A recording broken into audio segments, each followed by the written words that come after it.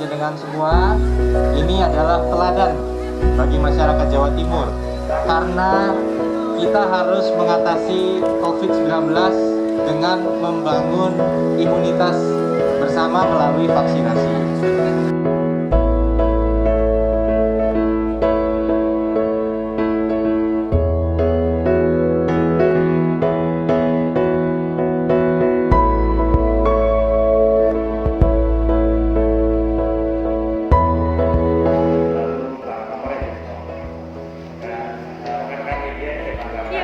Baru saja tadi kita meninjau proses vaksinasi massal.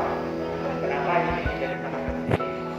Karena di tengah upaya kita untuk bisa mengakselerasi perlawanan terhadap COVID-19, vaksin menjadi elemen yang paling penting. Oleh karena itu, upaya yang luar biasa telah dilakukan oleh TNI Polri dengan dukungan dari pemerintah Kabupaten Tuban untuk mengakselerasi vaksin dengan ribuan vaksinasi yang dilakukan dalam satu hari dan sudah berjalan belakangan. Untuk itu kami mengapresiasi inovasinya. Di antaranya inovasinya adalah bagaimana mempercepat prosesnya supaya tidak numpuk. Caranya bagaimana? Yang lama dari 4 proses: registrasi, screening, vaksinasi, dan pemantauan pasca vaksinasi. Nah, ternyata ada proses yang bisa diperbanyak dan dipercepat, dan nantinya mempercepat juga artinya adalah proses screening, di mana yang menginput adalah tenaga TNI Polri yang kemudian sudah dilatih, tinggal didukung dengan laptopnya. Kemudian yang melakukan tensi, pengukuran dan screening tetap tenaga kesehatan. Kemudian vaksinasi, tadi rumusnya Pak Kang Sadani bilang satu vaksinator didukung dengan 4 ya, satu vaksinator bisa ada 4 screening dan juga 4 orang yang menginput. Yang menginput bisa dari non tenaga kesehatan asal dilatih. Dan terima kasih Pak Kapolda, karena tenaga kesehatannya juga sudah disupport dari Polres dan juga dari Dinas Kesehatan juga. Nah, ini yang menjadi dorongan. Di sini ada Bukadinkes Provinsi yang akan memastikan suplai vaksinnya aman dan lancar ya Bu Bukadinkes. Mudah-mudahan, karena salah satu cara kita yang paling penting ikhtiar, tapi yang namanya ikhtiar semua kembali kepada Allah Subhanahu wa Ta'ala, adalah melakukan vaksinasi. Ya, kalau yang tervaksin banyak, antibodi terbangun, insya Allah kita akan bisa mengurangi walaupun tidak mau. Nah, semakin kecil virus ini bisa bergerak, maka penanganan yang lain akan bisa lebih efektif. Jadi vaksin bukan satu-satunya, tetapi adalah prasyarat yang paling penting. Maka sekarang mau ngapa-ngapain disuruh pakai vaksin. Mau daftar SN, vaksin belum. Bahkan Pak Bupati untuk PKH, terutama yang lansia, ya saya tadi cek datanya untuk lansia sudah 21% Herlin di sini. Rata-rata provinsi sudah 35%. Nah, mudah-mudahan Pak Bupati akan terus mengejar supaya Tuban bisa di atas rata-rata provinsi, sehingga menangani daerah yang lain lansianya bisa dipercepat untuk vaksinasinya. Vaksinasi kita memang punya harapan untuk target kita adalah 200.000 sehari. Walaupun ada harapan untuk bisa ditingkatkan lebih dari itu. Inilah yang kita coba petakan. Maka peran dari vaksinasi, sentra vaksinasi jadi penting. Nggak bisa terbatas kepada puskesmas, kepada rumah sakit. Apalagi sekarang rumah sakit dan puskesmas ini fokus juga banyak menangani pasien. Jadi sentra-sentra vaksinasi yang bagus yang kayak gini, terbuka, ya, sehingga udaranya juga bagus dan tertib. Tadi yang kami sangat terkesan adalah ketertiban dari masyarakat. Jadi vaksin ini akan tergantung kepada ketersediaan tenaga kesehatan dan penunjang lain seperti alat tensi, laptop. Nah, inilah yang kita percaya pemerintah kabupaten kota bisa mensupport. Kita pastikan kelancaran suplai vaksinnya ya Bu Berlin. Dan juga untuk vaksinator, kalau memang bisa dilatih lagi masih ada ruang ya untuk menambah tenaga kesehatan menjadi vaksinator. Hari ini kami kesini juga dalam kaitan penerapan PPKM darurat. Jadi ini adalah upaya combo ya. Satu, kita melakukan vaksinasi secara gencar supaya membangun antibodi di tengah masyarakat supaya virusnya nggak gampang nempel kemana-mana. Kemudian satu lagi juga kita membatasi kegiatan masyarakat.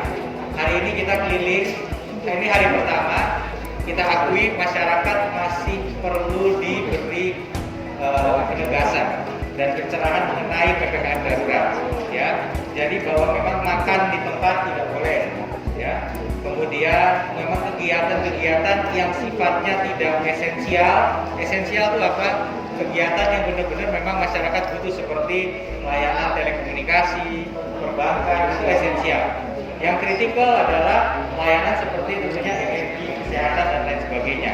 Nah, di luar dari yang lain-lain itu sesuai instruksi Mendagri memang harus bekerja dari rumah 100%. Inilah yang kita harapkan bisa diikuti. Karena apa? Karena kalau kita tidak disiplin sekarang, makin panjang perjalanan kita ini. Ya, jadi ini sebabnya Pak Wakapolda tadi sudah mengajak kami meninjau Surabaya.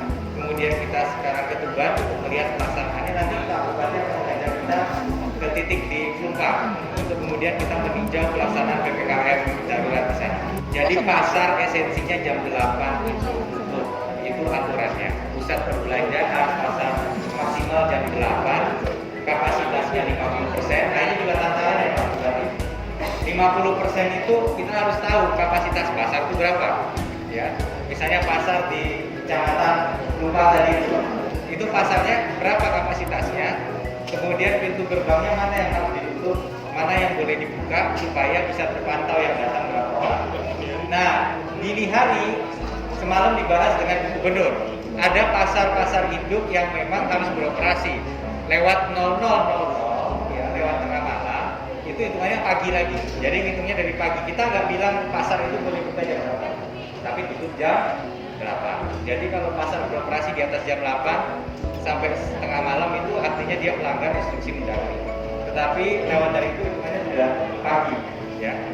Aturannya mengatakan demikian. Kami Pemda tidak dalam posisi menawar-nawar karena ini strategi nasional.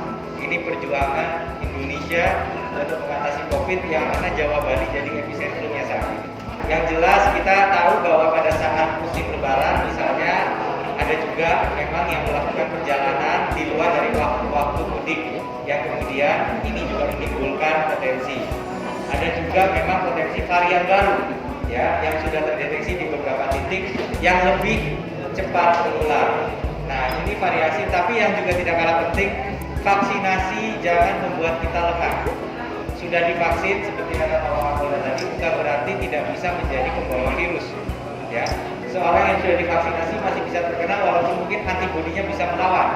Ya, oleh karena begitu divaksin antibodi nggak langsung tumbuh. Ya, dan ada persentasenya, ada yang akan mendapat, ada yang tidak. Nah, tetapi kita yakin lebih banyak yang akan mendapatkan antibodi dari yang tidak, sehingga secara gradual, secara perlahan ini kemudian akan membangun antibodi ya, Bu Erlin. Ya, inilah yang ingin kita. Jadi kalau ditanya sekarang fokus kita PPKM darurat ini adalah mengatasi pemicu tadi, yaitu pemicunya adalah kegiatan beresiko. Kita hajatan, banyak sekali kluster hajatan. Kenapa? Karena orang buka masker di tempat hajatan saat makan dan minum.